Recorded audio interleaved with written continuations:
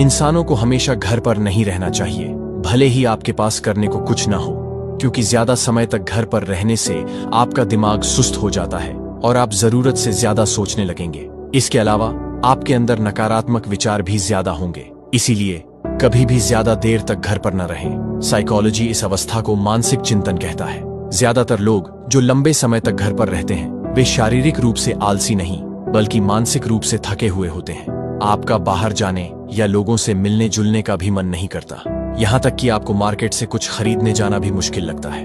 आपको अकेले बेसुध पड़े रहने, फोन स्क्रॉल करने और देर रात तक जागने की आदत पड़ने लगती है। फिर खाली कमरे में आप बार बार खुद से जूझने लगते हैं। आपको लगता है कि आप आराम कर रहे हैं, लेकिन असल में आप चुपचाप जीवन की ऊर्जा को खत्म कर रहे हैं। अगर आप मेरी बात से सहमत हैं तो कमेंट में 100 लिखें और इस वीडियो को किसी ऐसे व्यक्ति को शेयर करें जिसे इसकी जरूरत है।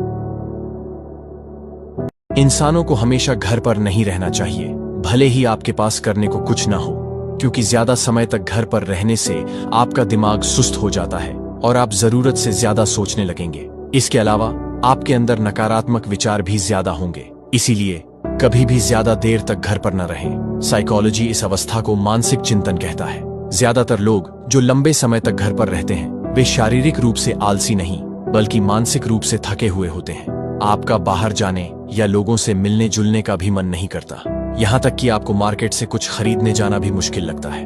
आपको अकेले बेसुध पड़े रहने, फोन स्क्रॉल करने और देर रात तक जागने की आदत पड़ने लगती है। फिर खाली कमरे में आप बार बार खुद से जूझने लगते हैं। आपको लगता है कि आप आराम कर रहे हैं, लेकिन असल में आप चुपचाप जीवन की ऊर्जा को खत्म कर रहे हैं। अगर आप मेरी बात से सहमत हैं तो कमेंट में 100 लिखें और इस वीडियो को किसी ऐसे व्यक्ति को शेयर करें जिसे इसकी जरूरत है।